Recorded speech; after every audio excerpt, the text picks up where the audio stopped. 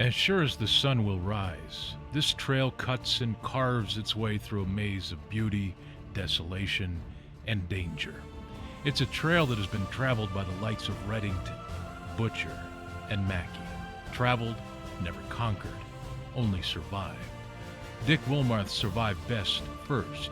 He would laugh at the highway to know him today. Rick Swenson battled storms and excelled from behind. Susan Butcher reminded us all, it's all about the dogs. Martin Boozer screams, "Speed, baby, speed." To travel this trail is to willingly jump into a labyrinth of demons and dragons. It becomes an extension of life, torturous ups and downs, with seconds of exultation that are often quiet and rarely noticed by an onlooker. There are no roars of the crowd, no Gatorade baths. Just a connection that is as old as the desire to travel north by dog team, and that quiet connection screams of lifestyle, adventure, and history. The race has changed. It's more fast than slow. It's high-tech, the trail well marked. And as the years go on and the names change, the factor that remains stuck in neutral, survival, will depend on the strength of that bond.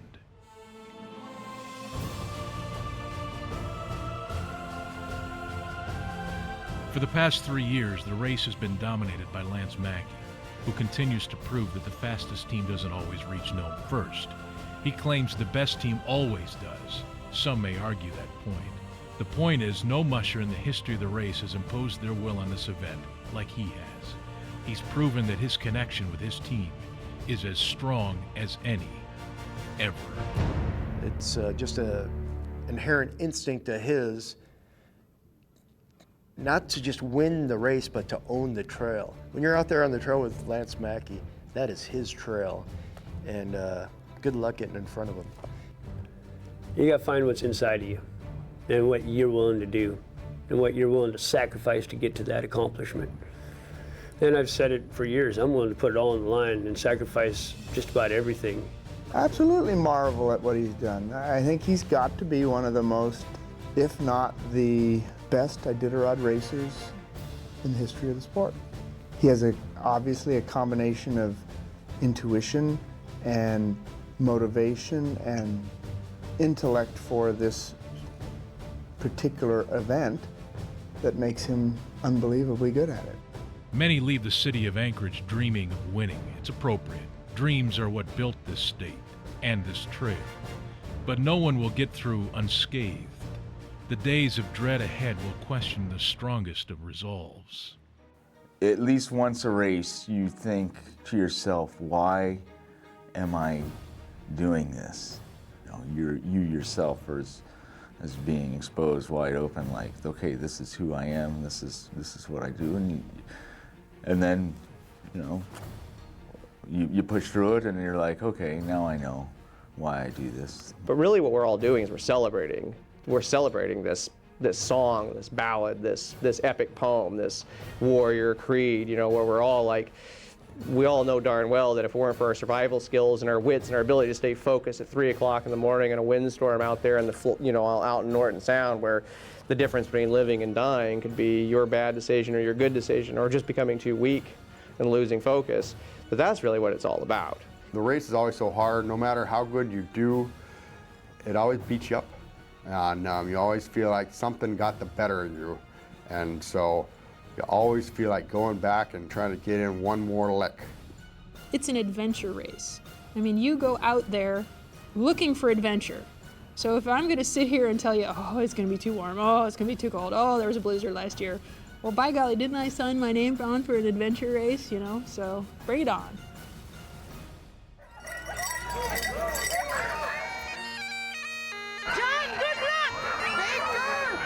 What it's all about. This is like our party for the winter. Come on, get serious.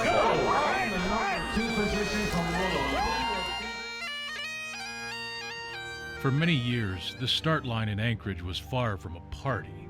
It's a more relaxed environment today, different from when the time counted. Now it's a ceremony, a display, but not for everyone.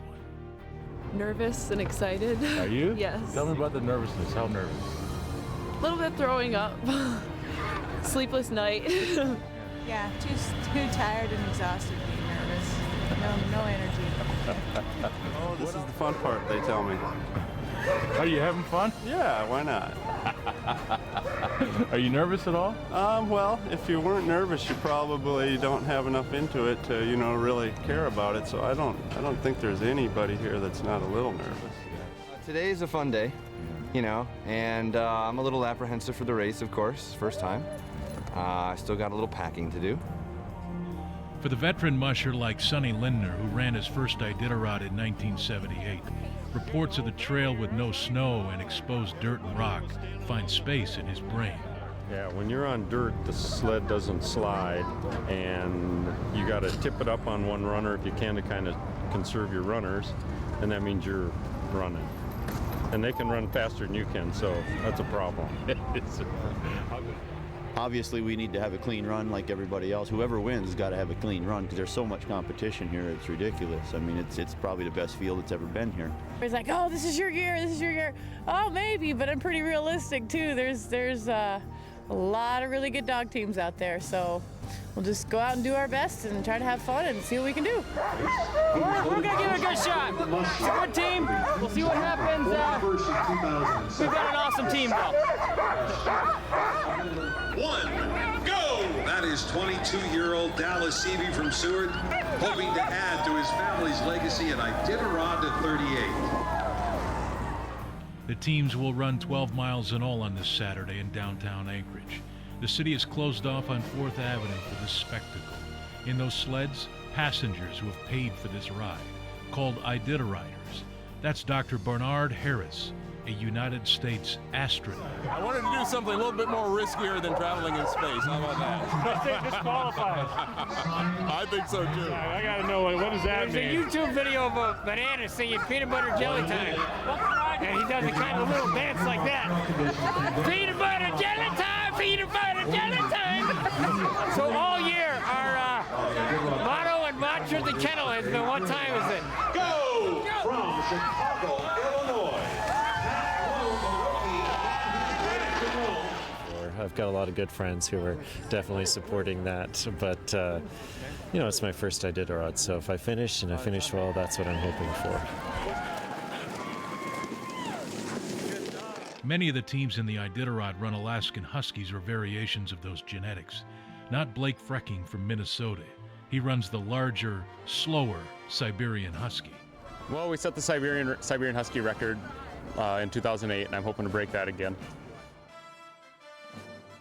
Hugh Neff will contend this year, but he'll also travel to Nome carrying a message. Living dreams and helping others find their dreams as well.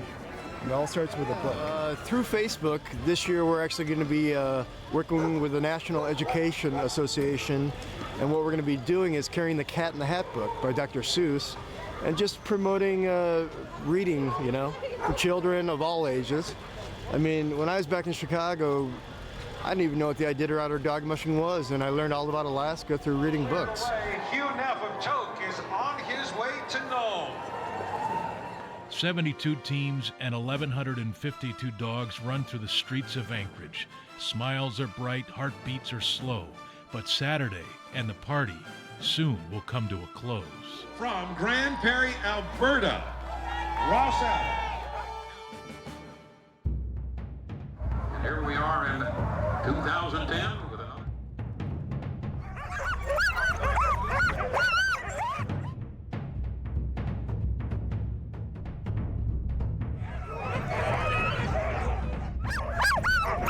This is Willow, 70 miles from Anchorage. This is where the teams begin Iditarod 38. This is where the final preparations are made, and the checklist is scanned for a final time.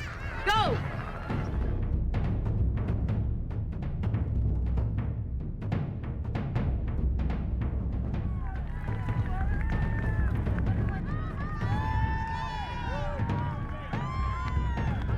It's also where you'll see veins pop from necks and frantic last-minute searches for a misplaced tool. When your time comes to leave, the clock runs. The race is on. Absolutely incredible. It's such a feeling of mixed emotions. Didn't get much sleep last night. Had a hell of a day yesterday in Anchorage.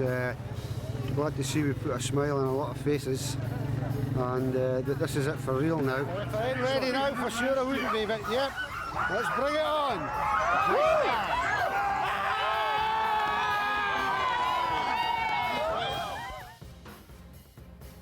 I'm the weak link in the team this year, you know. I'm 53 years old. I'm getting too old for this stuff. All my dogs are finishers except for one.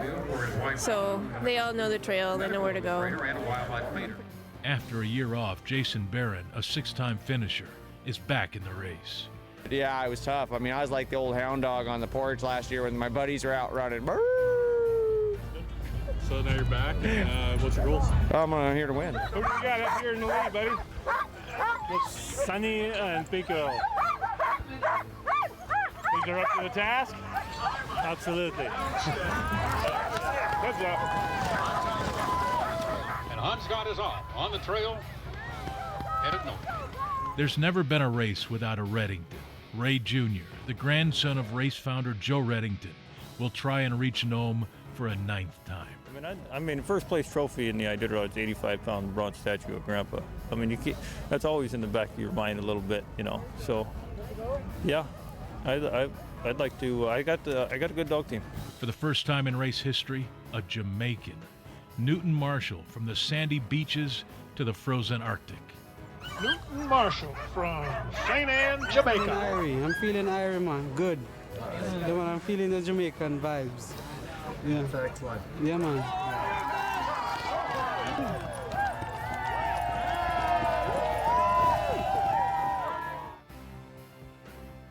For the contenders, a year of work is about to be displayed. Different dogs, different styles, and different tactics in training. But one goal, winning. We got a little bit of extra mandatory gear for this run here. You know, these are my secret weapons. I put them in team. There's nothing like a 5-year-old for unlimited power and energy. You know, we got 365 days to prepare, and now it's all on the line. So I'm looking forward to it. It's exciting because there's no way to tell what the next 10 days are going to produce for us. So. It's the best dog team I've ever had. I believe, including my winning teams in the past. 16 males, top to bottom, every dog I want to take. I'm not having to substitute any B-stringers. They remind me of, what I would imagine the U.S. Marine dog team would be like. As you may be able to tell, I'm pretty proud of them.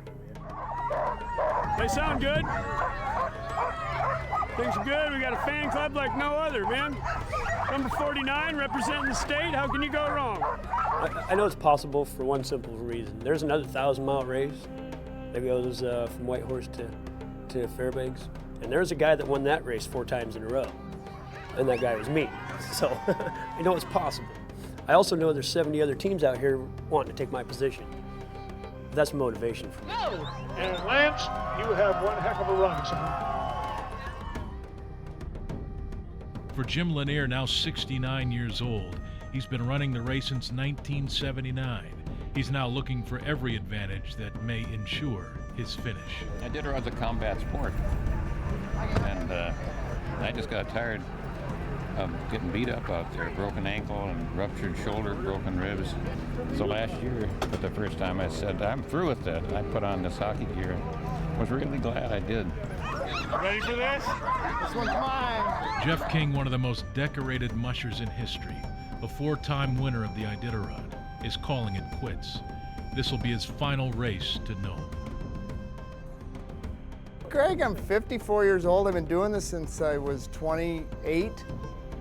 I have not done anything January through March other than race sled dogs for 30-some years. And I want to do something else. I'm not sure what.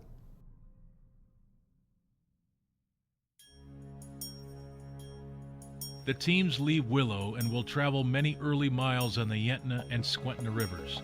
From Skwentna, they march towards the Alaska Range in Finger Lake, onto Rainy Pass checkpoint on Puntilla Lake, over the range and on the base of the west side of the Alaska Range, Roan, to the Athabascan village of Nikolai, and the interior towns of McGrath, Takotna, and Ophir. Then it's Cripple, the halfway point. Then 112 miles to Ruby, the first checkpoint on the Yukon River. The Galena, Nulato, they depart the river at Keltag, the portage to the Bering Sea coast, and the town of Unalakleet, Shaktoolik, and Koyuk. Then Elam, White Mountain, 77 miles from the finish line, safety, and then the Burled Arch in Nome, the end of the Iditarod Trail. Welcome to Yentna Station! The first checkpoint on the trail is Yentna Station, just 34 miles from Willow. The mushers here remove their bibs, sign autographs, and make a decision to stop or rest or to push to Squentna. Jeff King, known for a conservative pace early in races, stops. I'm having problems with one dog that's got a thick coat, and I just want to make sure he's okay, so we're getting him checked out here. For Justin Savitas, Yentna and his first problem with a teammate. The warm temperatures have affected one of his dogs. He may have to leave him behind. Good news, yeah, he's going to go on to the next checkpoint. We'll see how he eats, and if he rests well, then we'll go on from there. This has been a day rich in stimulus for the dogs. Hundreds, if not thousands, of people line the trail and the rivers to watch the mushers go by. Good luck! Squentna is the next target for the teams on the Squentna River. 45 miles later is Finger Lake. The leaders will be there most likely before the sun rises on Monday morning. Bruce Lee here for the Insider, where we've jumped up to Finger Lake. Flying along the trail, the conditions, the trail was pretty well marked, it looked like. It looked like it was a little soft. You can see there's a lot of snow in the background. We're at the beginning of the climb up into the Alaska Range. At this point, we have the camps being set up by the Iditarod crew. We have the vets on hand. Everybody gets out here ahead of time. We have a cook tent. We have a musher's tent for them to sleep in. The hay bales are laid out for the teams to park in right here at the base of the beginning of the rise of the Alaska Range. Nightfall arrives. The temperatures drop. The teams will actually gain speed as it becomes colder. They perk up in a sense. Anything you're looking forward to or mainly thinking about a little bit? Oh, not really. I'd like to take things as they come, so not to stress myself out unnecessarily.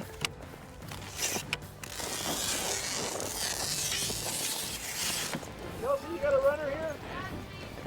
Deal. Linwood Fiedler is the first to find Squentna, 86 miles from Willow. If the teams have not stopped yet, Where's the outgoing trail? they will most likely stop now. Fast trail, Linwood? It is for me. Moving right along. Or they'll go a few miles outside of the checkpoint and camp away from the hustle and bustle of the checkpoint. Linwood Fiedler's still leading the way, grabs food, and he'll go. Welcome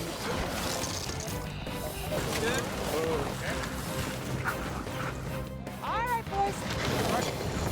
Squentna, you know there's food up there.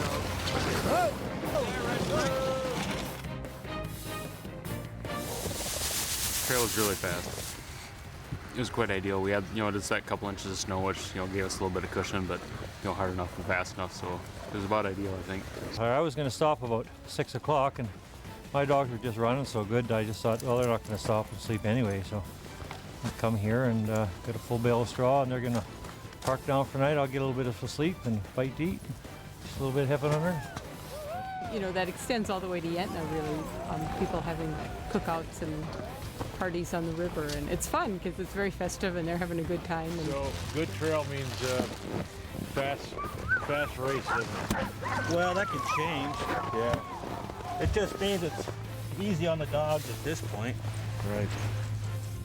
Beyond Squentna, the trail is rapidly changing. Heavy snow is falling, and it will definitely slow the teams down.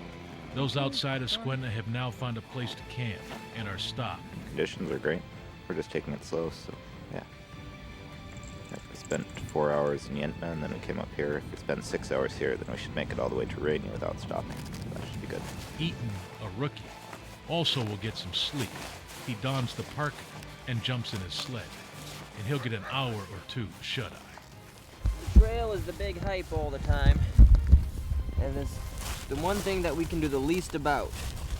So I'm sure it'll be snowy or not or windy or warm or whatever, but I feel like this team can run through just about anything, and we'll just rest accordingly afterwards. Fiedler, the first to leave Willow, is the first to reach Finger Lake.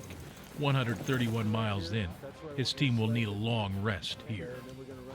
Are you staying? Take it you're staying? I'm going to hang my hat here for a while. Okay. It's really soft. I mean, I started thinking, if I didn't know where I was, Bruce, I would have, if I didn't know how close I was, I probably would have changed my plans. It gets softer and softer, and your dogs are tireder and tireder. All right. Right here, right here. Warren Palfrey is next, and now a flood of teams arrive in Finger, like Squentna. Some will stay, others will leave, taking straw with them to camp.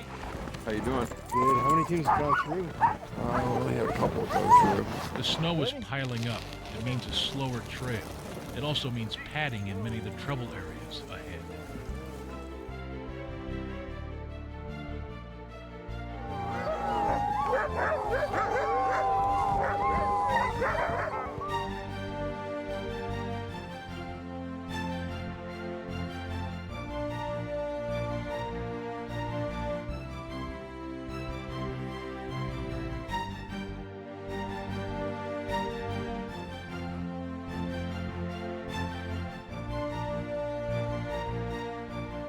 So how deep is the snow out here at Finger Lake with all this fresh stuff coming down? Well, you can kind of, here's the trail that they're running on. It's a little soft, but when I step off,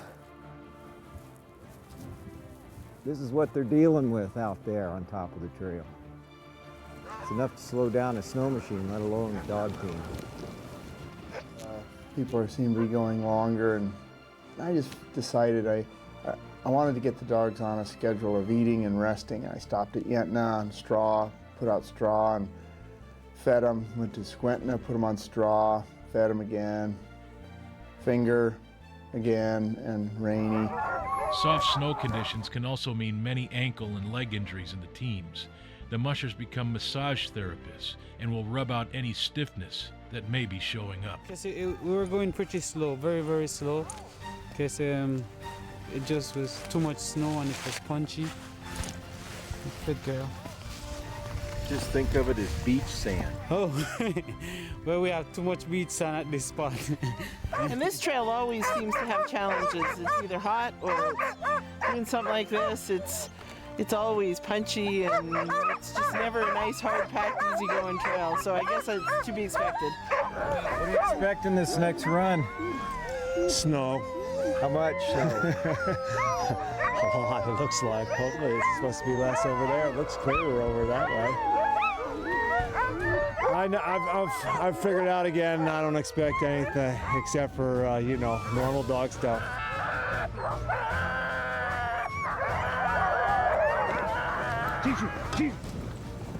And it's soft, it's hard for them. People don't like walking in deep snow. Same with dogs.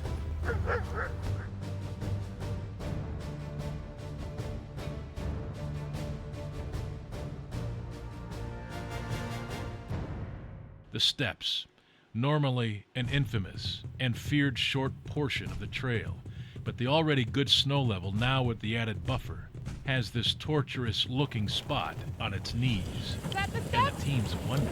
Is that it? That's it.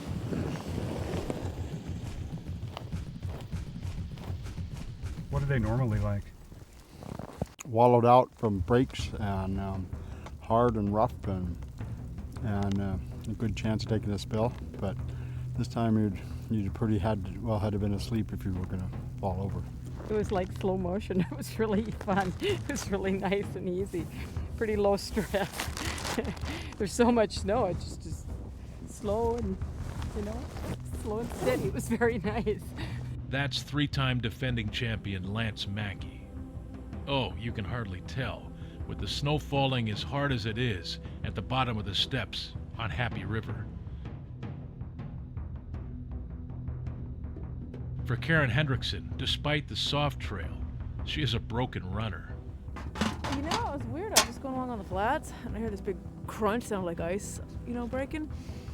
And started looking around, I knew something was wrong. Kind of weird you did on the flats and not the steps. Huh? Well, or through all the whoop-de-doos, or I think it must have been fatigue, but... The teams are now in the heart of the Alaska Range. The snowstorm they're traveling in is shrouding some of the greatest views on the planet. There are many climbs and drops in this area. The deep snow will make it increasingly more difficult for the teams to stay on schedule. And getting off the trail also means volumes of wasted energy as they wallow in a bottomless pit. Rainy Pass checkpoint on Puntilla Lake, 161 miles, now into the 38th Iditarod. The lake below that ice provides fresh water for the teams. You may have to hit it with a chainsaw once in a while to keep it from freezing over.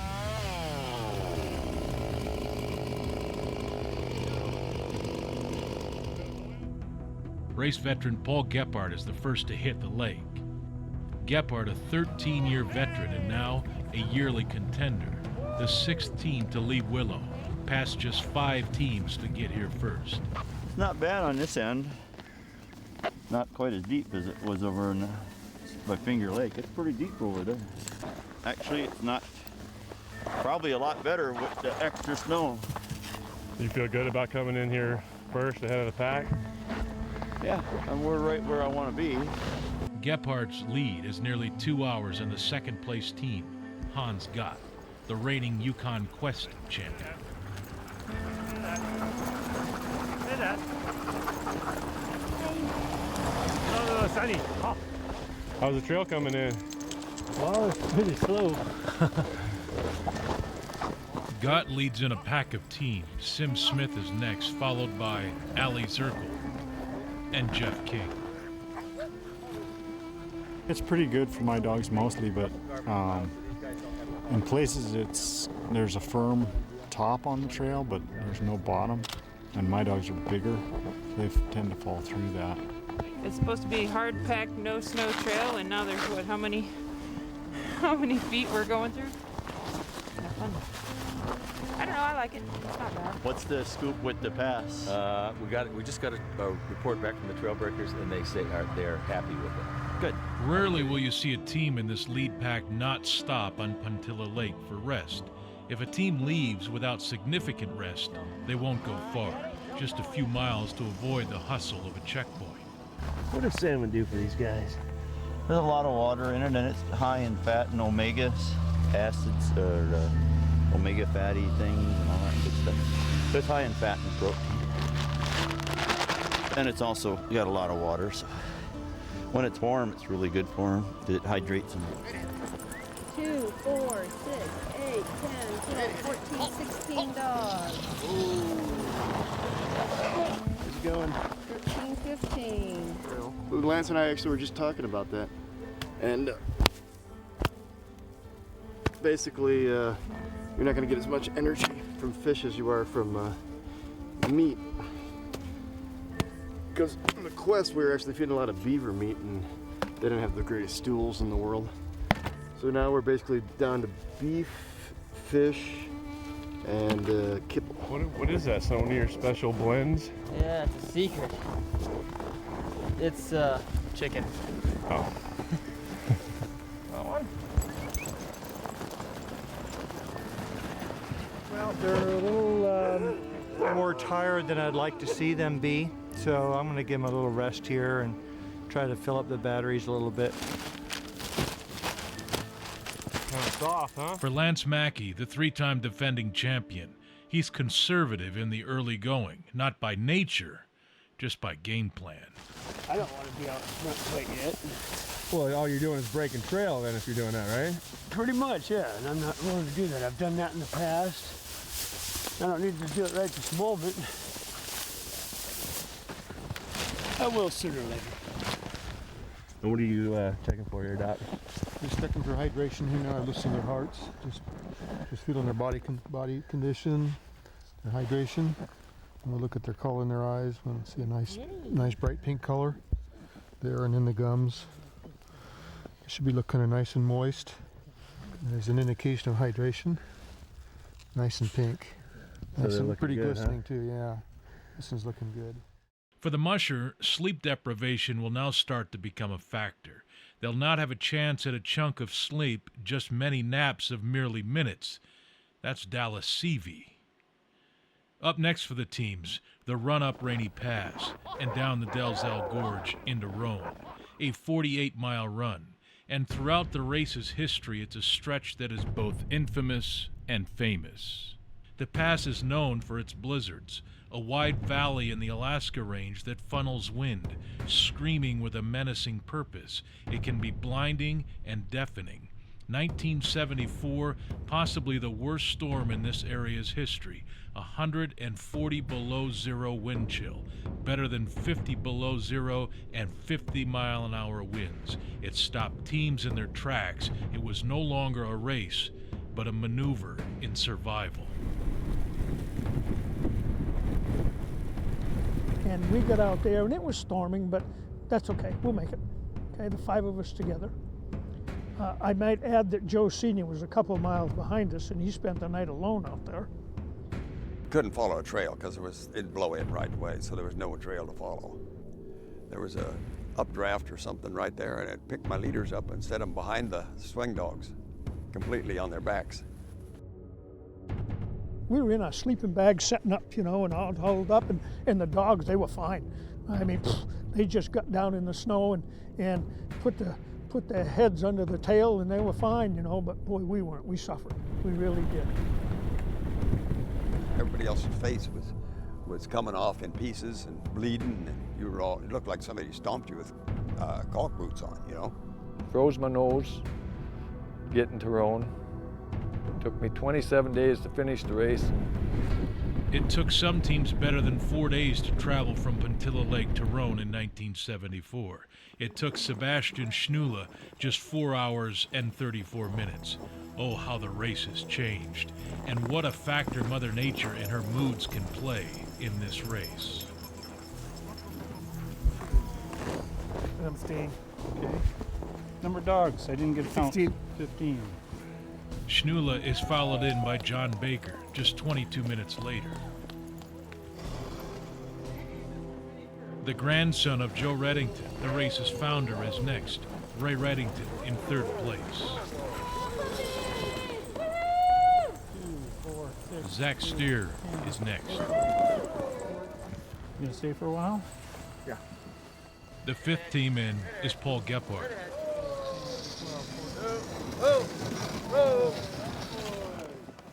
Short term. Not uncommon for Gephardt.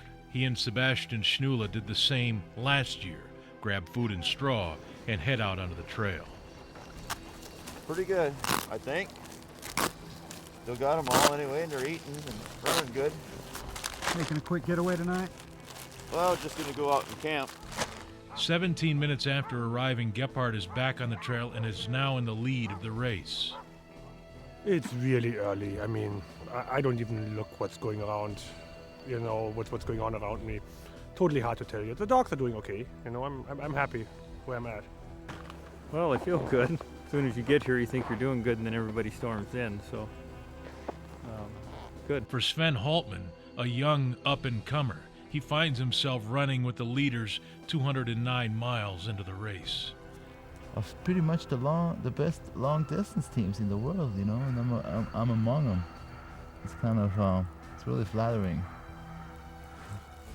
We're finally flying with the Eagles, guys. We're finally flying with the Eagles. I'm learning a lot just by watching these guys. Meanwhile, back on Puntilla, Mike Supranet is enduring one of the worst nights of his Iditarod career. He's lost his team. It arrived safely into the checkpoint and left Mike to fend for himself.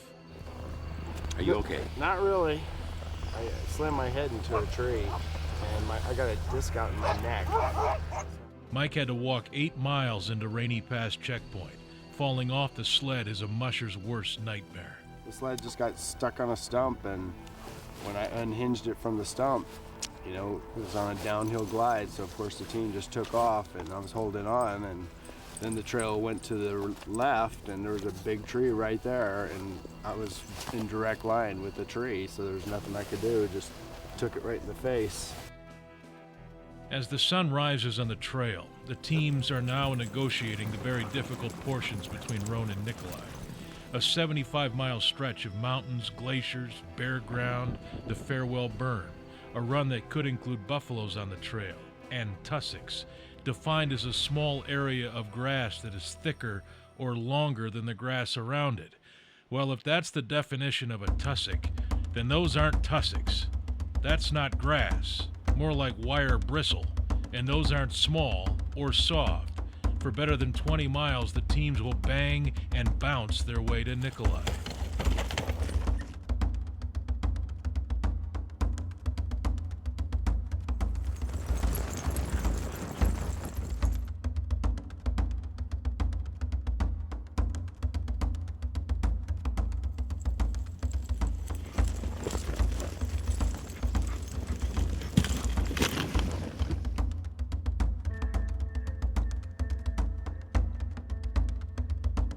It's the first Alaskan Native village on the trail, and Sebastian Schnula at 9:47 Tuesday morning reaches safety first. He's dodged doom in the Alaska range. Welcome to Nikolai. How many dogs? 16. Mitch Seavey, the 2004 champion, is second to reach Nikolai, 37 minutes behind Schnula. It was fine. Some of it was bumpy. Most of it was better than it usually is. For Hugh Neff, who reaches Nikolai in 6th place, he just traveled much of this feared 75-mile stretch without any plastic on his runners.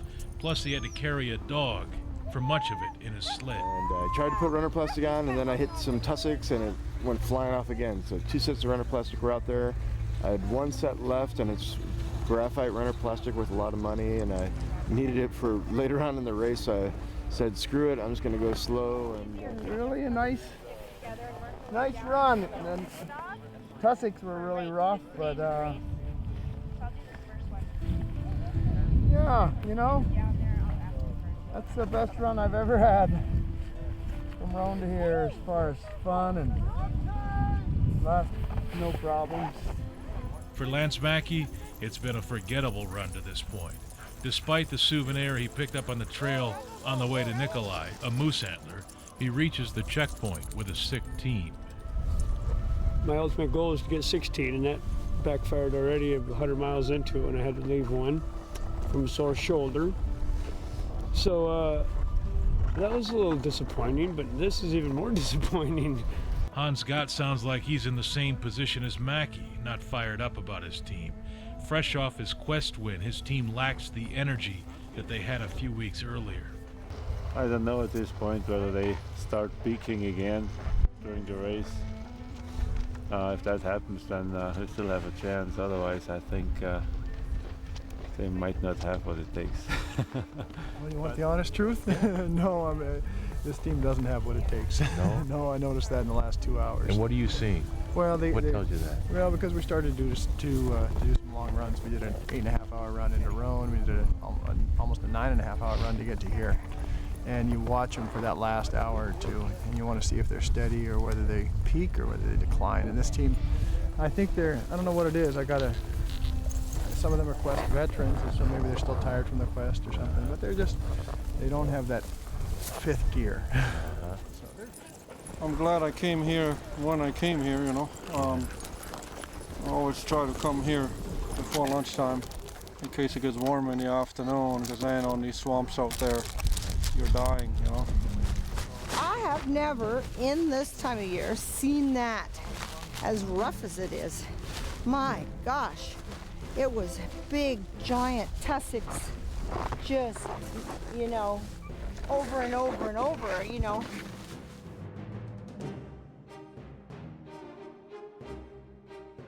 Back in Roan, teams arriving have just endured one of those hellacious storms in the pass.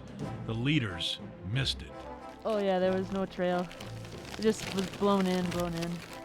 Occasionally you'd find something hard to walk on, but it's just tough because then you can't get out, you can't set a hook. The pass was tough, really tough. Very, very, very windy, and wind coming from every direction. It seemed every time I think, oh, we're going to turn, it'll improve, it just got worse. It was just crazy. Oh, it was like a freak storm. It was like a hurricane. It was just blowing. There was like zero visibility. You could barely see anything. You could barely see your dogs. Yeah. It was crazy. And almost out of the Alaska range, Christy Barrington proving she's more than just a pretty face. Only one time someone had made the comment like, oh, she's just a pretty face and you're not going to make it past McGrath. And I put that in the back of my mind and fed off that on tough times. So that guy owes me $100 wherever he is. And in the tussocks, Quinn Eaton, who was stopped to take a breather. What's it like doing the Iditarod for your first time? Let's see. Cold. I'm tired all the time. I'm still hungry. Yeah, it's pretty fun. Cool. He's a rookie. The eyes are wide open. The leaders in Nikolai give their teams 4 to 5 hours of rest in the sun, and now they begin to push hard to their mandatory 24-hour rest. 4-time champion Jeff King leads the pack out, followed by Schnula, Baker, and Mitch Seavey. It's a 54-mile run to McGrath, mostly river miles. Often you can rely on a hard-packed trail because it is heavily used snow machine trail connecting the two towns. The teams now surge toward their first mandatory stop. The 24-hour break is the largest of 3 and can be taken anywhere. The others, an 8-hour rest on the Yukon River and an 8-hour rest in White Mountain, 77 miles from Nome. Jeff left first. He reaches McGrath first and picks up the first prize along the trail, the Spirit of Alaska Award, provided by Penn Air. Piece of art. This piece of art symbolizes the union of the spirits of the musher and the dog. They are not separate spirits, it's all one spirit. Congratulations, Jeff. Okay, well, thank you. It's a real honor. Thanks. King is there barely long enough to shake Danny's hand, and he's off to Takotna, another 18 miles. And King is traditionally stopped there for his 24-hour rest. John Baker is next in, 52 minutes behind King. Seavey and Schnula soon follow.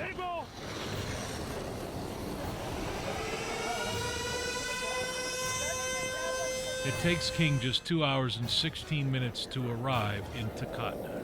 Welcome to Takotna. Good to see you, Jeff. Good to see you guys. For the next several hours, the teams will settle into their mandatory stop strategies like lottery balls losing their air. And when the sun rises, the race will begin to take on form. The contenders will be in position and their names evident. With more than half of the miles to go, Hans Gott makes the first aggressive move in the race. He arrives in Takotna in 6th place and leaves for Ophir or beyond. And you're out of here? Would you like a lunch to take with you? Yeah, that'd be good. Okay, would somebody grab him a lunch and a can of pop? Good luck! Who's that? Hans Gott. And when the sun comes up, it's learned that Gott has stopped in Ophir for his break. But John Baker stayed for almost 6 hours in Takotna and has left. Because of that 6-hour rest, it's obvious he's going to at least cripple before stopping another 59 miles past Ophir. With the sun on the teams in Takotna, mushers now have time to analyze position and strategy for moving forward. Not really interested in being ahead of them right now at this moment. I would rather be hanging out with them or behind them. I don't want to be ahead of them. I've learned that being a rabbit isn't a very good way to survive in the forest. Sitting here thinking about, a couple days in advance, I got an idea what I want to do, but we'll see how the trail and the weather play out and how that, works for my team. So, keeping an open mind. These teams are all so close together. There's so much parity in the field. No one can leave anybody. The only time someone gets separated is usually when they either take extra rest or they fall behind. Sebastian Schnula has been one of the top drivers in the world over the past few years. Finished second last year in Iditarod following a Yukon Quest championship. And Austin is a very unique dog. This guy here actually has been in with all 11,000 riders I've run. Exactly from the pound. Of all dogs. Big old Austin. Huh? He's the only one left standing of the old gang. And you got him out of a pound? White horse dog pound, yeah. The dad is purebred border collie. Not all of these dogs come from great pedigrees. Jeff King is sitting in Takatna, the same parking place that he has most years, and right now he appears to be the team to beat. I'd be lying if I didn't say in this race this year I've never had a better team or a better run to Takatna. I feel like we barely started last night. I couldn't believe it was time to take my 24-hour layover. This is just one of the reasons that mushers love Takatna for their mandatory rest. Inside the checkpoint, Jan Newton and her team of cooks and bakers are standing by with hot food and homemade pie. Goodness, Jan has been busy baking pies for days. Tonight the kids are in here working, so there's lots of chocolate, pecan, pumpkin, cherry, apple, raspberry, and then we have stacks more. We have some special order for mushers. We got them stacked away. Back in McGrath, the 24-hour layover continues there for teams who lick their wounds and look back on harrowing moments during miles traveled. You know, they've seen a lot of firsts. You know, the wind and the snow and rainy pass is definitely a big milestone for my leaders to get through that, you know, breaking trail and fighting the wind. Oh, that's nice. The Jamaican flag. That's cool. And those tussocks, still in the minds of some here. You're just bouncing all over. It's just being pinballed from right to left and all over the place. It was crazy. Up the trail in Ophir, the jockeying for position continues.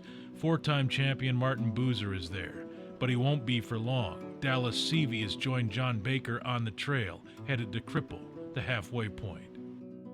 The Smith brothers, Ramey and Sim and Hans Gott, all take their 24-hour rest here. I like Takatna, but it's just too many people.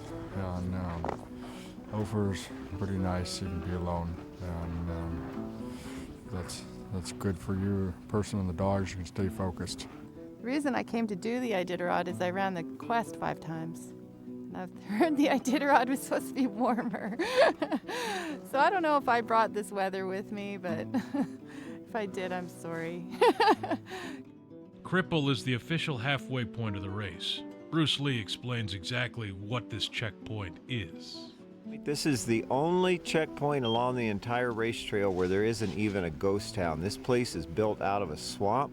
Volunteers come in here, put up everything you see behind us here, fly-in straw, put up these structures, ready for the first musher, which looks like it's going to be John Baker. This area is known for its deep cold as it gets in the Arctic at times, and it changes snow conditions, which could change the outcome of the race. Just ice crystals. Snow machines don't really pack it together. Super cold, 30 below snow. Usually the first couple teams will run on that established trail that the trail breakers put in, get good footing, but each team's behind them gets a softer, more broke up trail condition, which slows them down. As the day grows old, a story is brewing on the trail between Ophir and Cripple. A conservative run should have had John Baker into that checkpoint before the sun went down. But Dallas Seavey is the first to reach Cripple in the official halfway point. Exhausted, he explains where Baker is. That's unexpected. John's right there. He was parked about 5 miles out, if that. Is he okay? Yeah, he just thought we was on the wrong trail. I did too. I mean, I've never been here before, but it just seemed like it took forever. 11 minutes later, John Baker, dazed from almost 17 hours on the trail, reaches Cripple. I just wasn't sure of the trail that I was on, you know? It didn't seem to me that it was the same trail that I had been on before. It was marked differently. Actually, see, when they're marked with these, that's fine, but the Iditarod markers have a blue piece on them too. I think they told you at the driver's seat, they're not going to be in the interior this year. I think they did too. And as the mercury continues to fall in Cripple, Seavey knows that his spot in the lead will be short-lived. As of about an hour and 50 minutes ago, Jeff King and my dad, Sebastian, and all of them just left Takatna, which means it will not take them 24 hours to get here. So, like I said, short-lived. And now better than 40 below zero, Bruce Lee explains why things get foggy for mushers on this trail. These mushers are pushing into their 24. They're really tired. It's cold. It's almost a 100-mile run in here. There's a lot of confusion on their part because the sleep deprivation is kicking in. They're concerned about their dogs, taking care of their dogs. Dallas's dogs in particular look really good coming in here, but if you think about being up for nights on end, it's the middle of the night, it's 40 some below, it's easy to understand why these mushers get so confused. John Baker's not alone. Paul Gephardt, with maybe the team to beat in 2008, thought he went past the checkpoint. Doubting his geographical position, he turned around, went back towards Ophir. Didi Johnroe passed him and beat him to Cripple. Gephardt may have lost his chance to win, and now Baker may have as well. The team had to have lost something. A team doesn't sit right on the snow for 5 hours at 50 below with no food. It's not fair for me to say that they benefited from that, because that wouldn't be a true statement.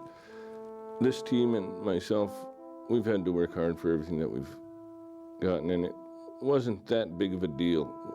It's not an easy team to race against, because they can go for 16 hours and rest for 4 or 5 and get up and go at the same speed. They're just that type of team, and I felt confident that I'd be able to catch back up. The sun comes up on another day on the trail. The teams that rested in Takatna are now through Ophir and moving towards Cripple, led by 4-time champion Jeff King. And because Dallas Seavey was the first to hit Cripple, he wins the Dorothy G. Page Halfway Prize, donated by GCI. Congratulations, Dallas Seavey. Thank you. Thank you very much. Glad to be here. So you're the winner of the GCI Dorothy G. Page Halfway Prize, which entails this very fine trophy as well as $3,000 worth of placer gold nuggets. Awesome. And it honors both your endeavor in making it to the halfway point first and Dorothy G. Page's hard work in getting the Iditarod sled dog race off the ground. Well, thank you very much. I appreciate it. I will enjoy it. Congrats. Welcome to Tropical Cripple. Hi there. Is that a long run or what? Oh my God. What a mistake. I should have 24'd a long time ago. Oh well, I didn't have food at Ophir, so I couldn't there. Kind of a mind trip. And I didn't have I didn't have food in McGrath, so then I was like, oh well, Cripple can't be that bad. Michelle now has 24 hours to rest up. What do these dogs eat during their rest? Looks like complete chaos at first. But the most important thing is the food for the dogs. They send out small packages of their favorite kibble as a base of the diet. Choice of meats, turkey skins, beef. A lot of people feed beef, lamb, horse meat. There's any meat that they might prefer for their particular dogs. A lot of fats and oils. Turkey skins is the fat. They'll send out corn oil. And then different foods for themselves. A lot of drinks to stay hydrated, especially at these colder temperatures. 10 minutes after noon, Jeff King is rolling into Cripple, 11 and a half hours after he left Takatna. There may be 4 teams in front of him, but when he leaves, he'll be in the lead. And the question is, can he be caught? Good to see you. Welcome to Tropical Cripple. Thank you. Oh, I got a front end that won't quit in this team. 6 big honking males. I've been rotating up there that are just digging it and happy and eating, and it is the best front end I've had in a long time, maybe ever for depth. I mean, there's 6 of them that are just fantastic. And as the chasers pull in, Hugh Neff first, followed by Mitch Seavey, and then Lance Mackey. The lead pack is formed. There's a good chance that one of the top 10 teams to leave Cripple will win the race. Here's a guy that's on his retirement run with the best team he's ever drove, probably. And it looked at that point that he was going to sweep the race. There were all the awards along the way and then take the whole show. If you're 500 miles into the race and you're ahead of Jeff King and Lance by an hour or two, you ain't beating those guys. You're just being used by them. So through the years, I think I've learned that you gotta, just get in a nice rhythm, a nice groove. Cripple to Ruby is the longest stretch on the northern route. It is 112 miles through open, desolate country. The trail leads to the Yukon River. This is the traditional route that was first raced on back in 1973. Every other year, starting since 1977, there is an alternating course to the south, which goes to the old town of Iditarod. But this year, right here at Cripple, we're back on the traditional race course of the very first Iditarods. After a 7-hour and 11-minute rest, Jeff King is off to Ruby. Still with 15 dogs, he leads the charge to the Yukon. Lance Mackey now makes a move, not wanting King to get too far in front. He stays 4 hours and chases King into the darkness of the oncoming night. With 13 dogs, the 3-time defending champion will now stay aggressive. Hugh Neff and Mitch Seavey follow.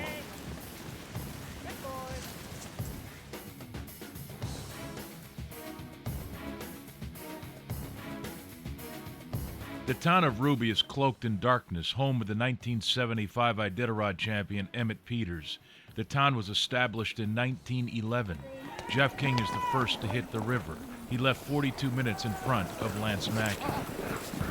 Oh, copy right here. Up by the church here, I guess. I'm going to park here by the church. And that lead has increased a bit. When Mackey arrives at 4:20, an hour and 12 minutes behind King. Hey, welcome to Ruby! The cold grip at night is continuing, and for Mackey, it's becoming a real issue.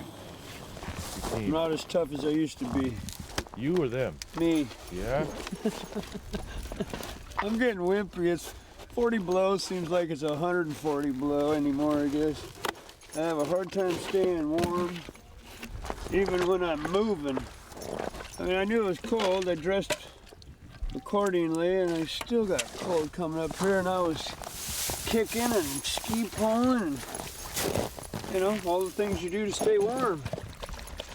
But it's clear, Mackey may be suffering, but that sound you hear is a team that is gearing up for a stretch run. I got 12 dogs here that'll walk to the end of the earth for me, non-stop. They eating all their meals this good? Yeah, they've been eating great. They're still holding their weight good. They're well hydrated. And they got good attitude. Like I said, I'm not disappointed in their performance at all. It just happens to be a little bit slower than Mr. King. 10 minutes behind Mackey is Hugh Neff, a contender for the past few years. He may be moving into position for a shot at the top spot. Welcome to Ruby! Are you going to spend 8 hours with us here in Ruby? Not another 8. No, you're not. Okay. All right. There is no greater feeling than being out in the cold, up in the great wild north, and knowing that you're the only human around with your dogs and everybody else is huddled up in their houses trying to stay warm. All right. All right. King, the first to the Yukon, earns another award, cash and an 8-course gourmet meal provided by the Millennium Hotel. It's also very, very fun to get the first to the Yukon award. Again, real good chance to say thank you and goodbye, and also do it all with a very, very fun team. Present you with the $3,500 as a prize money for that. Thank you very much. Thanks for a wonderful meal. You're welcome. Somebody who's going to beat you with a slower dog team, they need you to get out of your comfort zone. And my comfort zone right now is a nice, smooth, fast trail. Because I got the fastest, smoothest dogs here. I feel like I'm driving the Budweiser Clydesdales. just all this poise and macho studliness going down the trail. They're just so cool. Really fun. For Hugh Neff, he will now look for any advantage he can find. The caboose, or where a musher sits, has been removed, saving several pounds for the rest of the race. I'm on a sled diet. I decided to lose 25 pounds instantly. Looking over at our one of our competitors, Jeff King, I noticed his sled probably weighs a half, if not more, than our sleds.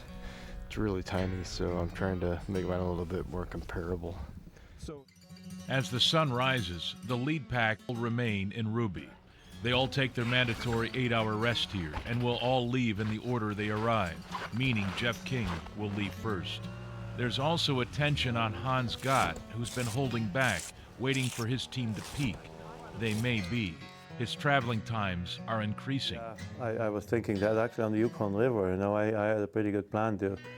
At that point, I was still in 4th, 5th place, and I don't know if it looked like for anybody else that I could move up there, but I knew I had the fastest team, and I was watching the other teams very closely. Now you got something there. Cool. There you go. Ruby looks like Jeff King is pretty much in control of the front of the pack, but this is the pack behind me that has a chance of reeling them in and figuring out different strategies as they head onto this next section of the river. Hans Gott, Hugh Neff, Lance Mackey, Mitch Seavey, all still very much in the hunt. A couple of these teams may not be as strong as Jeff's at this point, but as we know in other races, they don't give up easily, and they'll be pulling some different strategies as they head on down the river. Lance Mackey has spent these 8 hours asking the question, what if? I'm gonna catch him, try and catch him with his pants down. In 2008, he waited until Elam to sneak out while Jeff King was sleeping, beating King's team, a faster team to that point, and Mackey won his second championship. What's it going to take with this disadvantage you're kind of under right now to get in the front? I think Jeff's going to have to fall through a hole in the ice. Honestly, I don't think my team can't keep up with his, not this year. 08, it was about the same way. He was running half hour faster every checkpoint.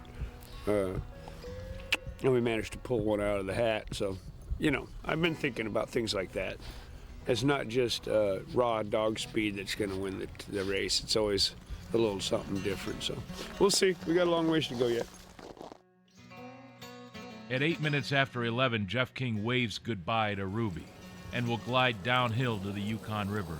The trail on the northern route actually runs down the river. The wind should be at his back. It's a 52-mile run to Galena, another 52 miles to Nulato, and then the teams will get off the ice in Caltag. At this point, it appears to be a 5-team race. King, Mackey, Neff, Seavey, and Hans Gott. The Yukon River has been a great equalizer in years past. By Caltag, that lead pack may be trimmed even more. He was getting a little too confident and making comments that were uncalled for maybe. And anytime things like that happen, it seems to backfire and they eat crow. That's how I seen it happening in Ruby. Maybe I was more relaxed because I've done it. This is my 21st run, I believe, and I knew it would be my last. I had lots of real reason to really want to have it be fun and memorable. But Galena is 604 miles into the race. Jeff King is still in the lead and again has picked up another 18 minutes on Mackey. So things are going all right for you. Good job. Are you staying or going? I'm staying. By now, mushers are starting to look at run times from the other teams. They will look at the clipboard, and that may be the only indicator that they have as to how the team is doing in front of them or behind them.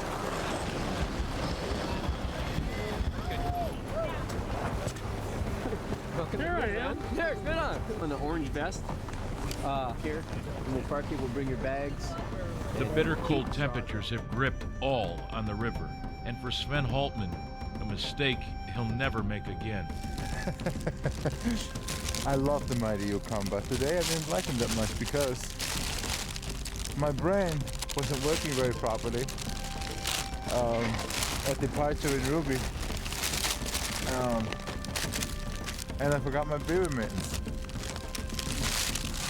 So it was very, very chilly. They're still hanging in Ruby, inside out, just like I hang them up to dry. And completely not getting used. And I'm freezing my hands off out here. At this point, I'm still, obviously he's in front of me and I'd love to beat him, but I think I'm going to worry more about getting ran over by the crew behind me as opposed to catching him. All right, thanks. See you up the trail. Well, first of all, it feels cold, but also good because we are getting closer to the finish. What's the plan for tonight? Go faster. Taking a short break here? Well, it won't be that short. If you want to go faster, you rest longer. But obviously we can't afford much. The leaders rest 3 to 4 hours in Galena. It's a 6.5-hour run to Nulato. Jeff King arrives 13 minutes after 3. He's visibly exhausted. This cold will only worsen sleep deprivation as your body uses everything it has to stay warm. 14, I'm carrying one. Carrying one? $14. He's going to stay, Larry. One, I can't get enough food in to keep up the pace, but it's looking good. This is the first run that Mackey picked up a few minutes on King. Jeff had to carry a dog. It may have slowed his team down a bit. How you doing, Lance? Oh, coming back cold. What's the temperature? 75? About 30? Is that all? And that is something you won't see a musher do often. Put beaver mitts on in the checkpoint. The cold is getting to one of the toughest drivers this race has ever seen. Yeah, and I'm a little wimpy, I guess. I'm frozen again. General appearance here in Nulato in the middle of the night. Lance's team looks a little friskier, a little happier, and a little more powerful than Jeff's. And it looks like he might have run it just slightly faster, but more importantly than the time, they just look more up. We'll see how they eat. That sound of dogs lapping up water is the sound of music to mushers. As long as they have the appetite, you can go places. Yeah, it's always nice to see them eating. It's, it's a good sign that they're not worn down, for one. Two, keeps their energy level up. Hugh Neff is still hanging tough, now 2 hours and 4 minutes behind King. He reaches Nulato. Every one of these mushers knows that Jeff King may have the strongest team right now, but Lance Mackey is a wild card. Yeah, you're all frozen up. How's it going? $13? I'm gonna try and discourage him a little bit now. I'm gonna keep him on the move. I ain't staying anywhere more than 3 hours from here on. One thing we're seeing now is the old Lance back in attitude. Early in the race, he was pretty quiet and seemed kind of subdued, but now that the battle's heating up, it's like the champion's back and do battle. When daylight comes, Jeff King keeps his lead. 7:20 a.m., he's back on the river, headed for Caltech. Hugh Neff actually beats Mackey out of the checkpoint. He leaves in second place, 37 minutes behind King. Lance Mackey, a survivor of throat cancer, but the effects of chemotherapy and radiation enhance that bitter cold and the adversity he faces. Okay, for starters, I have no saliva glands. Constantly have to have a water bottle, even to taste the food that I chew. I have a decaying jawbone. I can reach in there right now and fingernail chips of bone come off my jawbone. I can't turn fully with my neck. I can't use my right arm at 100%. I can get it to about right there before all the muscles in my neck stretch completely, and I can barely get it to about right there before it really starts hurting. That's bad if you're dragging behind a sled. like this, if I get this arm stretched over my head like that fast, it'll rip my neck out and I'll bleed to death right there. The radiation, you know, it's caused nerve damage and utter pain in my fingers. To the point sometimes I've had one removed, but it's moving down the rest of my hand. The cartilage and stuff in my knees, they're gone. Just the radiation that's just eating me away. I mean, I can go on and on, it seems like. There's a whole story in itself. In my mind, I'm doing okay, you know, mentally. Physically, I'm a medical nightmare. Anybody who thinks that the things that I'm going through are an advantage need to wake up. You know, I'm a beat up mess. Then by sheer determination is why I'm sitting here and I'm doing the Iditarod year after year.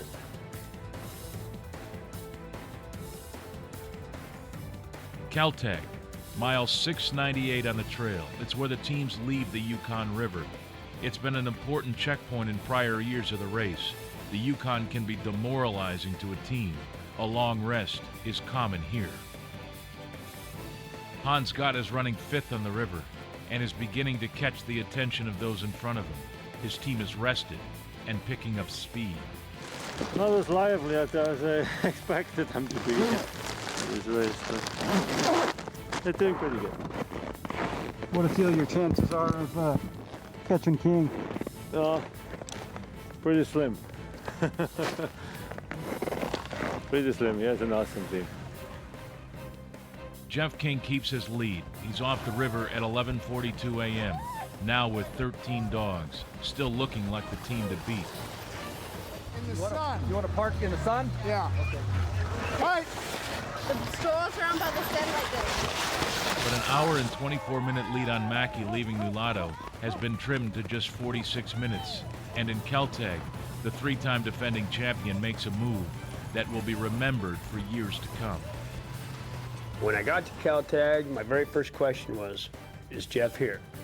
If he was here, then I knew I had an opportunity.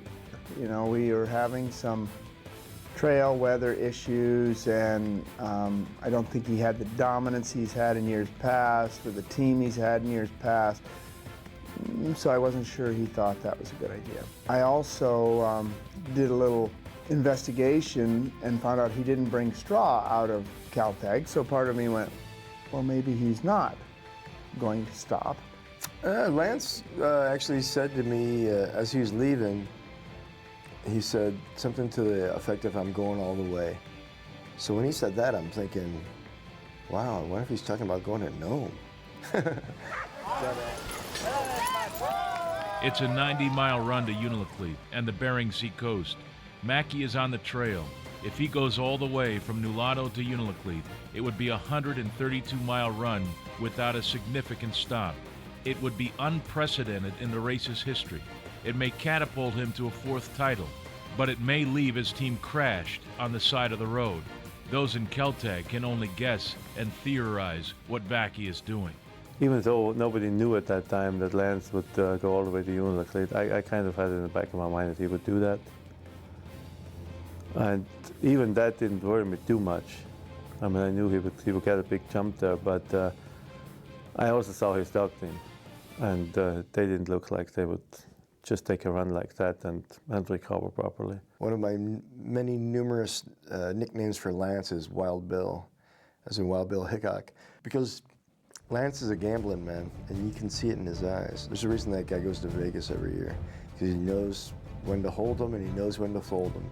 Since I take this very personally, he didn't want me to know his schedule, because by going out, whatever time he spends stopped is his secret.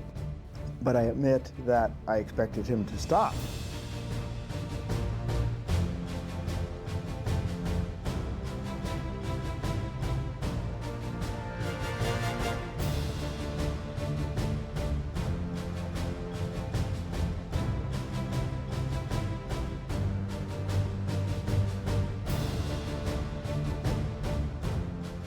Back in Galena, teams are resting in the warmth of the sun. Jim Lanier's hundreds of miles from those tussocks, but they're still impacting him. We hit him pretty hard, and it was difficult to keep the sled from tipping over. Bang, bang, bang, bang, and then They got tired of that and slowed down. But still, it wasn't any fun. So I got to calling the race at that point, so I asked Great Tussock. And 604 miles into the race, rookie Waddy McDonald is still running with his entire string of dogs, 16. I'm real happy I've still got 16, like. I'd be even happier if I've still got 16 in Nome in a few days, like. But there's a few miles between here and Nome. As long as I take good care of them, hopefully they'll take good care of me and they'll get me there.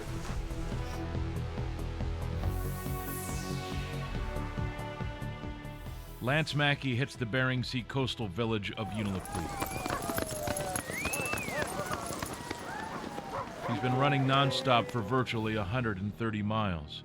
Only time will tell if this bold move catapults him to another championship or destroys his chance to win. And because he's the first to reach the coast, he wins the Gold Coast Award from Wells Fargo. On behalf of the people of Unalakleet and Wells Fargo Bank, we'd like to welcome you to Unalakleet and congratulate you on being the first musher here. And awesome. As a result of that, we're going to put your name on this trophy again.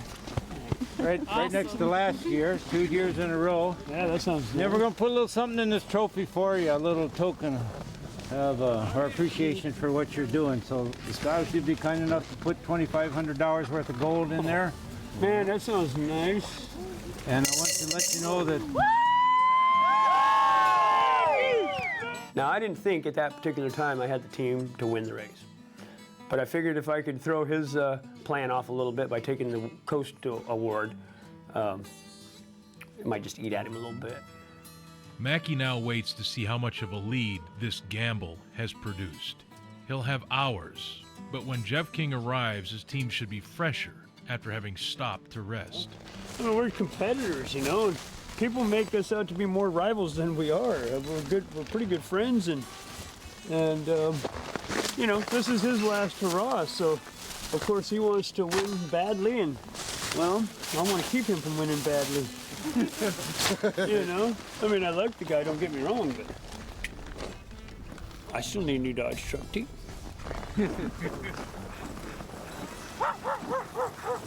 6:29 a.m. Four-time champion Jeff King reaches Unalakleet, just under 6 hours behind Mackey, and 48 minutes later, Hugh Neff arrives, followed by Hans Gott at 7:42 a.m. Hans may have the fastest moving team still. I don't think I can speed up any, so I'm gonna have to just not stop much. I mean, I don't know what else to do. I got plenty of power, not a whole hell of a lot of speed. I'm good in the hills, and I think that might be our strong point, so. Unfortunately, Hans is a marathon runner, and he's good in hills too. I would bet my life that he had some worry that that was not too far. As much as I respect him, I would have a hard time buying it if he says, oh, I knew that that was the right thing to do, because it was so unprecedented and untried. Honestly, right at the moment, I don't know that I would ever do that again. It worked out well one time, you know. But I've always been that guy I'll lay it on the line. I'll make those decisions at the time, and hopefully they pay out. Sometimes, and knock on wood, I haven't had them backfire yet. As Mackey leaves Unalakleet, he knows that his margins will be narrow. The smallest of mistakes will cost him. His competitors understand that as well. Mackey rests for just over 6 hours. After a 3-hour and 45-minute stop, Jeff King leaves Unalakleet. They'll head for the hills outside of town before descending to a spit and out to the village of Shaktoolik, an isolated spot, and quite possibly the windiest place on Earth. Mackey is in Shaktoolik, a 6-hour run after a 6-hour rest. Hey, Palmer! Did you say that he was gaining on me, or did I gain on him? No, gained on him. I gained on him. Yeah. Wow. It appears that Mackey's team may be finding another gear, a day after one of the longest runs in race history. Oh, King's back there, but I've heard I gained 20 minutes on him on this run, so that's comforting. I don't know how, it's going slower to drool. Injuries to their wrists, hydration status, lungs clear, color, their weight. They're looking good. Looking good. We have a long ways to go. Some of the worst damn weather the race has to offer is right here on this coast. Jeff King, actually 10 minutes slower than Mackie, finds Shaktoolik. Oh, I'm just going to wait and see how the dogs eat and what the weather forecast is and see what Lance is up to. You know, we've been setting quite a pace, and the dogs do need to lay down for a few hours. These two champions have battled on this coast before, and it appears that the trend will continue. Lance and I have been parked in these same two spots a couple times. It's fun to race a nice guy. And still knocking at the door, Hans Gott. His run time to Shaktoolik is faster than Mackie's and King's, but he's 2 hours and 40 minutes behind. Oh, it's never over until the finish line, you know. Just don't know what happens. Oh, it's a slim chance, but there's always a chance. Hey, what's up, Jeff? Did you catch him, or what the hell is going on here? All of a sudden, this race isn't over yet. Anything can happen out there. He can fall asleep again. A year ago, Jeff King had a chance to win, but a storm between Shaktoolik and Koyuk turned him around, as it did to other teams as well. Mackie got through it and never saw his competitors again. A scenario that is not easily forgotten by any of these mushers. Could have been I ended up being the winner and we had, you know, serious issues on the ice. It was just a few degrees one way or the other from a turnaround. Zero or hero. And I've made promises to my dogs out loud. I will never put my winning ahead of your health and welfare. Mackie keeps the pressure on his competitors. Less than 3 hours after arriving, he leaves across the sea ice, heading for Koyuk, a 48-mile run. They came in, I barely got a glimpse of them out the window. His team balked. By anybody else's standard, it was a fine departure from Shaktoolik. For Lance Mackie departure, first time I saw a chink in the armor. That coming right behind this 120-mile run made me think, maybe. Now, of course, I was hoping that.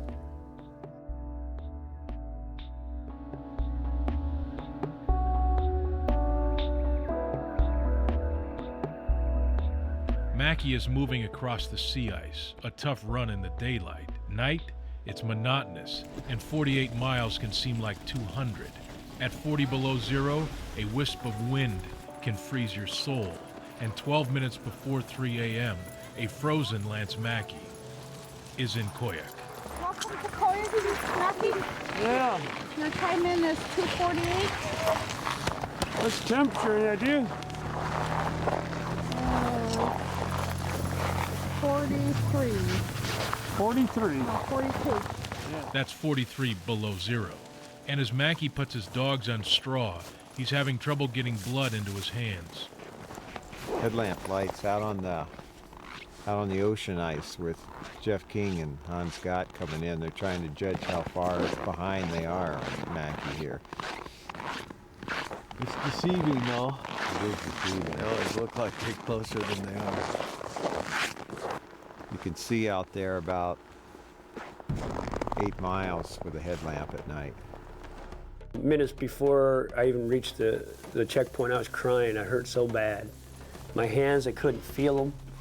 I mean, to the point, I had 3 or 4 hand warmers in my gloves, and it didn't matter. They didn't work. My feet were just a fiery, burning. I couldn't hardly walk on them. And the first time ever, I pulled into the checkpoint. I threw some straw on the ground, and I went into the checkpoint and stripped down and warmed up before I even went out and took the booties off them. Mackey is back outside when Jeff King arrives, an hour and 14 minutes behind. He lost 14 minutes in that run. Moving. We're moving. Holy. I think that one. Yeah.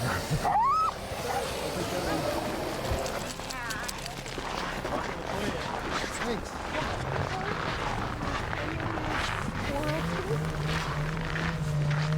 There's a time in ahead of me. Hans Gott picked up 20 minutes on Mackey. He is third in, and now he is in the mind of both King and Mackey.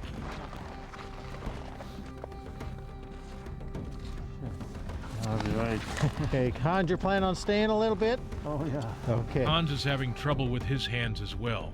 His thermometer tells the story. There won't be so much slowing down now. With 171 miles to go, the push to White Mountain is on, and their final mandatory stop. Mackey stays just over 3 hours, while his competitors each stay over 4, hoping that the extra hour of rest will be gas in the tank for the final push. Mackey will use those poles and will kick to Elam, hoping to keep himself warm. As the sun comes up, back in Unalakleet, one of the town's favorite sons has made it home. William Mitty Johnson is near the completion of his dream. The mayor of Unalakleet was serenaded by his neighbors.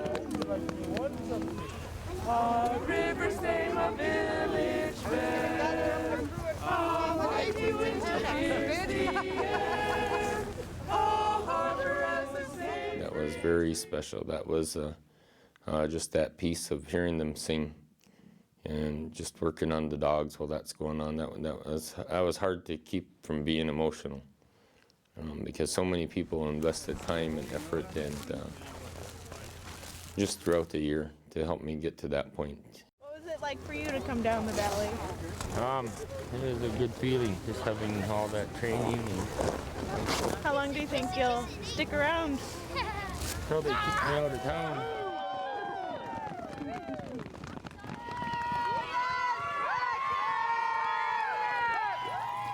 Elam, 926 miles into Iditarod 38. Mackey's still not moving fast, but is maintaining that gap between himself and King and Gott. All right, bud, I'm going to miss you. You did a good job. Lance leaves a teammate behind and has 11 dogs as he leaves Elam, staying just 15 minutes. All right. King arrives, an hour and 44 minutes after Mackey left. And 40 minutes later, Hans Gott arrives. He and King deploy a different strategy. Then you're just going to do a quick stop? Yeah. Okay. All right. We'll just keep you here. What are you looking for here, if you don't mind me asking? Just looking for hydration, making sure that they're not dehydrated, and we're also just checking their refill to make sure they're nice and healthy, and just making sure they're not too thin. Kind of important after a tough run like that, right? Very important, very important. Gott leaves, chasing Mackey. King stays and will build more rest. Everything switched right here. Jeff is gambling on more rest. Hans Gott saw an opportunity. His dogs are moving real smartly, and you got a guy that could be a 5-time champion. You got a guy that from first time could be a 4-time champion, and you got the Yukon Quest champion right on their tail now taking second place. It's a race of champions. Hans Gott gained 30 minutes on King from Koyuk to Elam. It may have forced his hand. In a couple hours, the sun will be down near the horizon, and they'll be a couple hours ahead. But their risk is greater of having the problems I think of, and my risks of going faster are greater once the sun goes down just a little bit. I mean, we're talking 90 minutes. It doesn't guarantee victory, but it does increase the chances that it'll be fun and they'll finish well. But well, maybe third, well, maybe first. But King uses the time for rest and to once again change the runners on his sled. Different colors of runner plastic just have different composition of the plastic itself that affects how easily it slides on the snow at different temperatures. Black plastic has a temperature range where it's the slickest. Yellow has a temperature range where it slides better than black. And there's blue plastics and white plastics. It's just difference in the composition, and it's also durability factors. It's a 46-mile run to White Mountain. It's not uncommon for Jeff King to stop and rest at every checkpoint on the coast. Gott is trying to make up time and run Mackey down. When he reaches White Mountain, there'll only be 77 miles to finish the comeback. He may be running out of miles.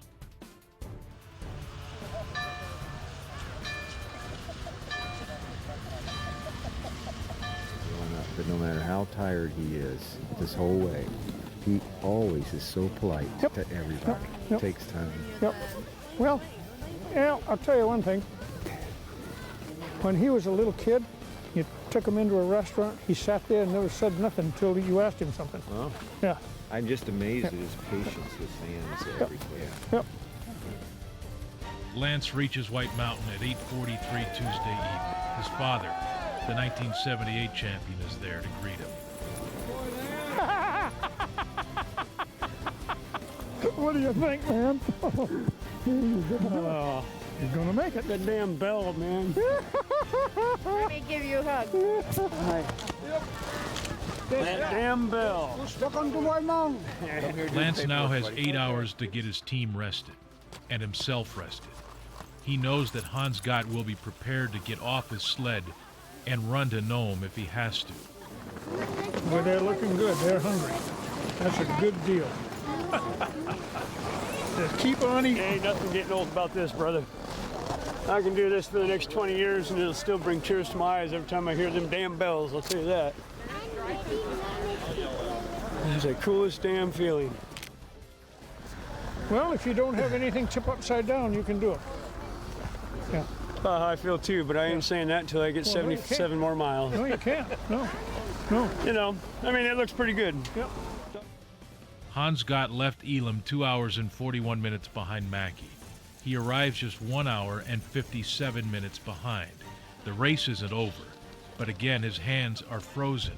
At night, it's been 40 below or colder for days on end. You know, when I was younger, cold meant nothing to me, but you know, in this age, the circulation is not the same anymore, and I got really, really cold hands a few times there. And then it's very tough to take care of your team properly, you know. And 26 minutes behind Gott, the four-time champion arrives in White Mountain for the final time. And exhaustion has taken its toll.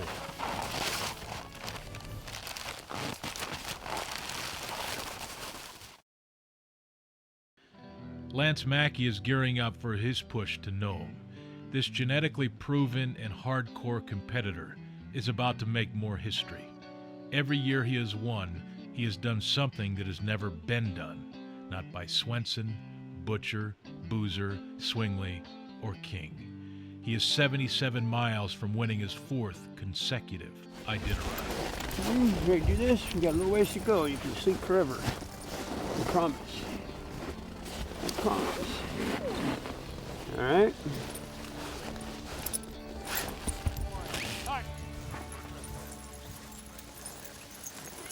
Start. All right.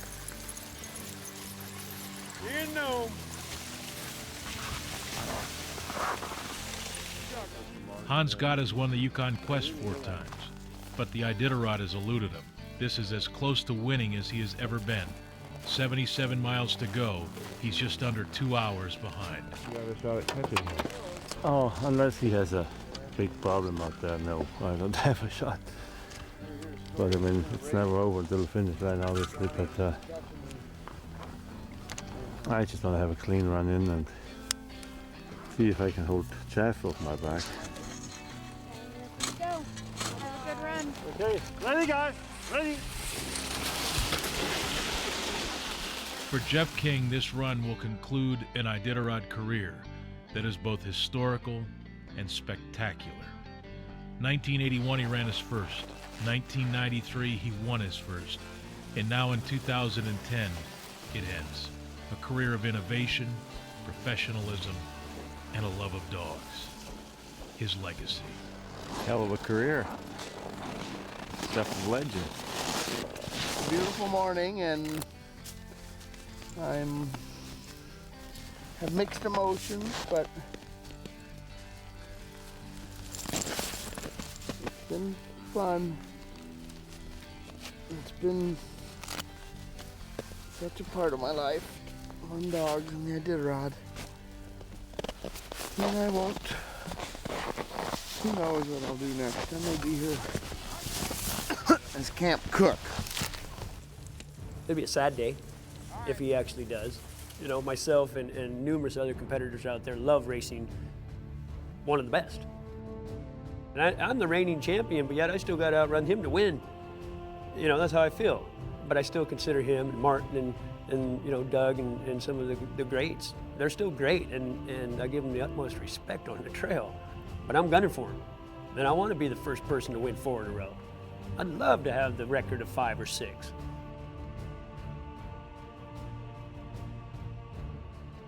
Lance Mackey will not be caught, and history will be made. For the 4th straight year, he has reached Nome first. It's unprecedented. Mackey is unprecedented. And he's proven over and over and over and over again that the will of the musher can be a difference maker.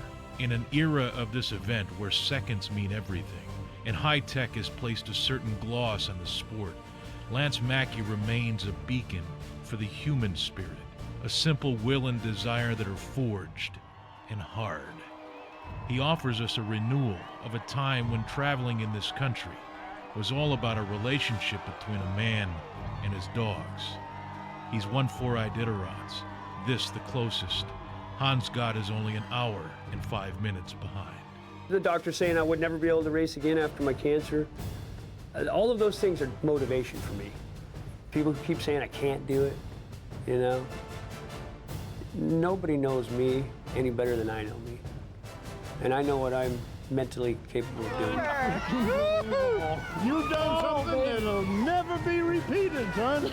Well, I think I got one more in me. I don't know. I'm not even sure I realize exactly what we've done. Yeah, I've won 4 Iditarods. Cool. I just feel that I found what I was put on earth to do. I found something that I'm good at naturally.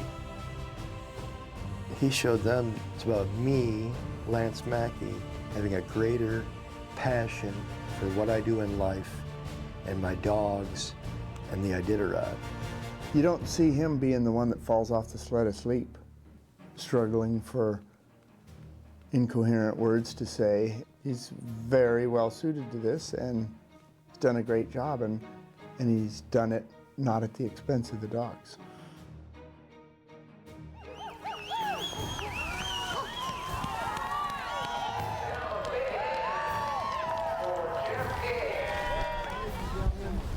Likewise, real treat. Let's give him a big no welcome word. He and his dogs will be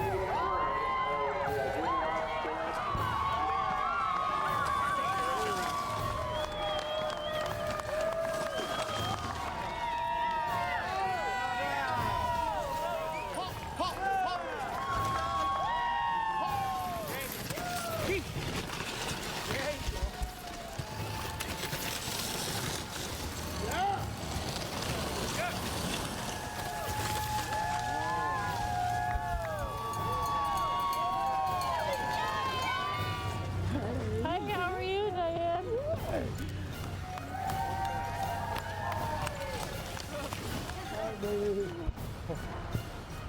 Oh, excellent. Alaska.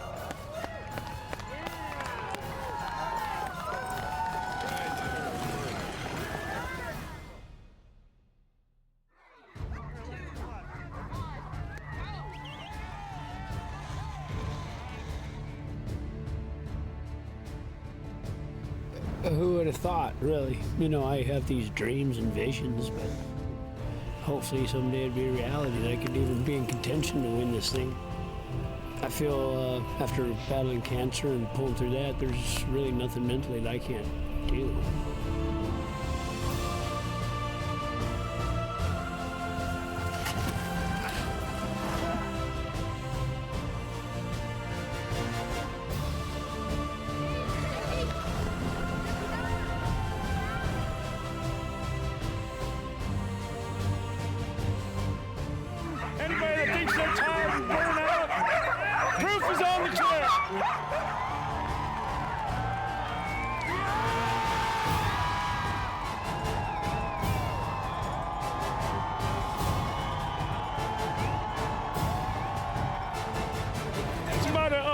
repeat of last year, isn't it?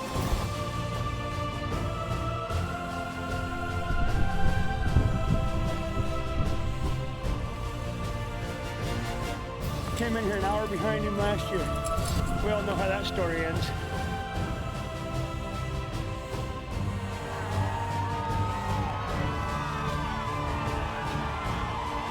I drew the right number, number 49. This is representing the whole state of Alaska and the people who believed in me.